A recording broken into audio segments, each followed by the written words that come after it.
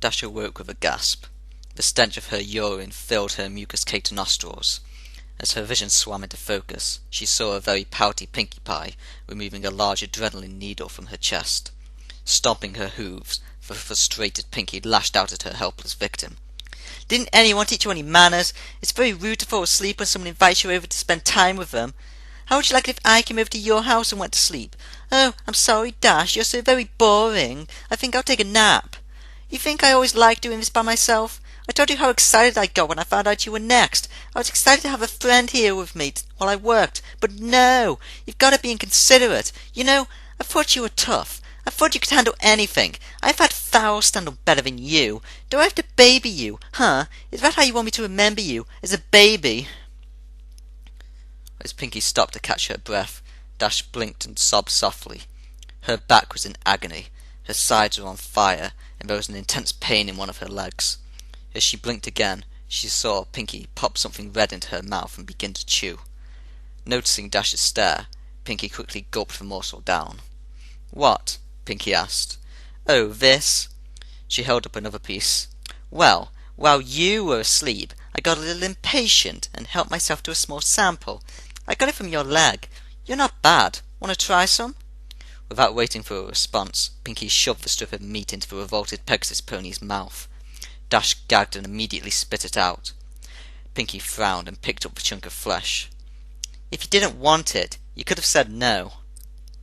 She contemplated discarding the snotty morsel, then gulped it up. "It's not like you haven't had my cupcakes before." Swallowing, Pinkie turned her attention to a small can on the tray. She removed the lid, revealing that it was filled with red-hot coals.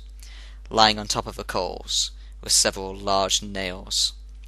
As the adrenaline filled her veins, Dash began to panic again.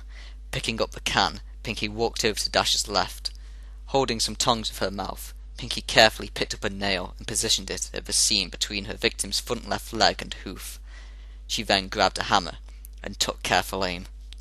"No, Pinkie!" Dash screamed. "No, no!" The hammer came down and the nail punctured Dash's skin. The white-hot burning was too much. Dash screamed as she pulled and thrashed at the braces, causing her raw skin to rub and tear. Pinkie tried to line up another nail but couldn't find her aim and let out a frustrated grunt. When Pinkie brought the hammer back to take a wild swing, Dash burst out crying and begging.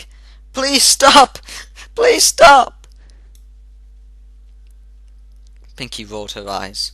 Putting down the hammer and tongs, she walked back in front of her friend and stared pensively at the broken Pegasus. Gilda didn't even cry as much when she had a live power sprite stuffed down her throat. Pinkie thought for a minute about what to do next, then had a sudden spark of inspiration. Rotating a reel on the rack, Pinkie laid Dash on her back, then moved to Dash's hind legs. Bringing the can with her, picking up her tools, Pinkie drove a searing hot spike of metal directly into the bottom of Dash's hoof. As Dash yelled in pain, Pinkie moved around and drove a second nail into the other hoof. Next, Pinkie went back to her cart and located an enormous battery and controller, which she dragged over to where she was working. She tied copper wires between the terminals and the nails driven into Dash's hooves, then gave Dash a wink and flipped the switch. Electricity rocketed through Dash's body. The blue pony reacted immediately. Her body seized up and the muscles snapped taut. Dash's hips thrust skyward, her eyes rolled back, and she let out a deep, throat-shredding cry. Pinkie giggled and danced in place, then reached down and turned up the juice. Dash convulsed uncontrollably, and her bladder emptied once more. After about 5 minutes, Pinkie shut off the power. Wisps of steam rose from the singed fur around Dash's hooves, and the area reeked of cooked flesh and burnt animal.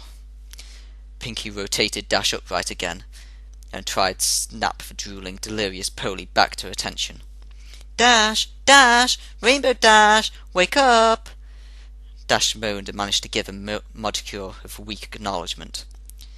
Pinkie studied her handiwork, then reached into the medicine bag and produced a large syringe. "All right, time for the last round." Dash focused blearily on the needle, which Pinkie took as a question as to what it was.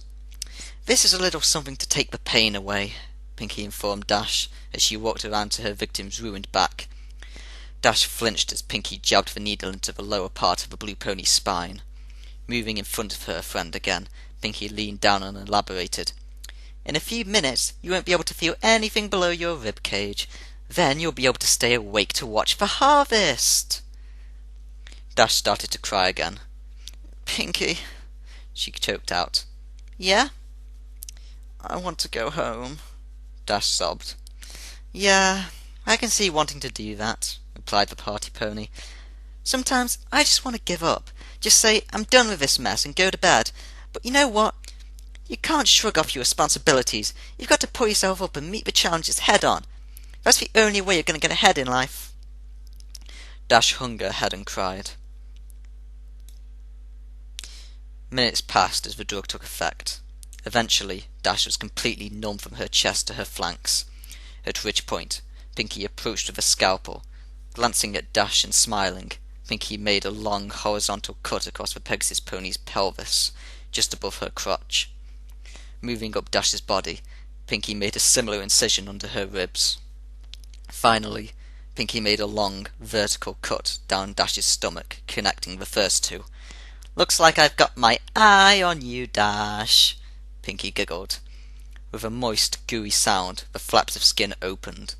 The sight of her own organs and the lack of feeling caused Dash's breathing to intensify. Pinky carefully sliced open Dash's abdominal sac and grabbed her larger intestines.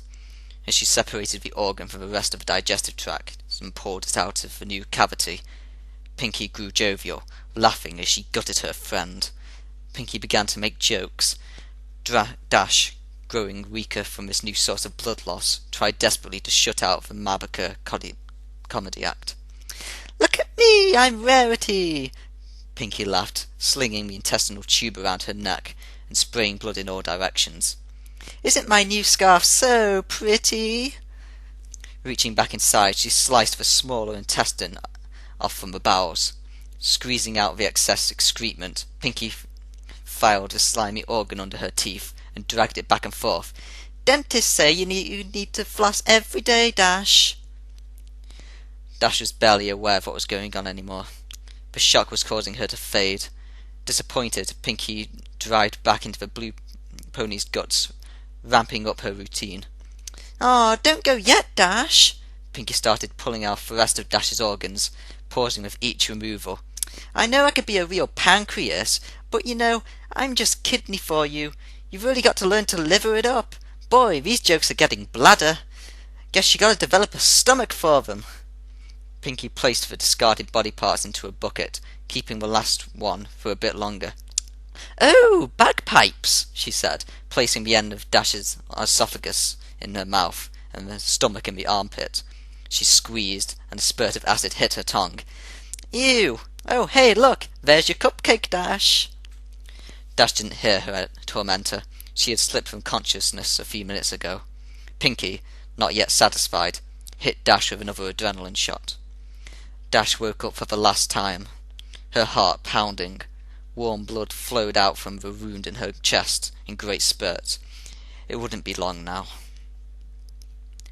Pinky brought Dash around onto her back again and straddled the blue pony's chest, scalpel at the ready. "You know, Rainbow Dash, I'm disappointed. I thought you would have lasted longer. I really wanted to spend more time with you before we got here. But I guess it's my fault. I should have taken it a little slower. Ah, well, it was really nice knowing you, Dash." The blade sunk into the blue throat and worked its way up Dash's chin. Coming back down, Pinky's scalpel then circled Dash's neck. The last thing Rainbow Dash felt was her skin being cut away from her skull and the metal of a blade scraping her teeth. Then she was gone. Pinkie Pie stared into the mirror. She had done a really good job, even keeping the eyelids. She winked and Dash winked back. Pinkie smiled. But still, she was sad that her friend was now gone. Dash had only lasted 50 minutes, not nearly as long as Pinkie had wanted. She looked back at the cadaver hanging in the centre of the room, the last of her friend's fluids draining into a pan. Yup, no more Rainbow Dash. As she looked, Pinkie cocked her head. She began to take notice of the fact that there really wasn't much damage to the corpse. In fact, the pink pony must. I think an idea exploded in her head. She was good at sewing, and she had all the pieces. All she had to do was put them back together. Yeah. She just had to get some stuffing and bingo, she'd have Rainbow Dash forever. In fact, thought Pinkie Pie, that's what she'd do for all of her best friends when their numbers came up. She was so excited, she skipped right over to the body with her Skinner to get started. The cupcakes could wait. Pinkie Pie had a friend to make.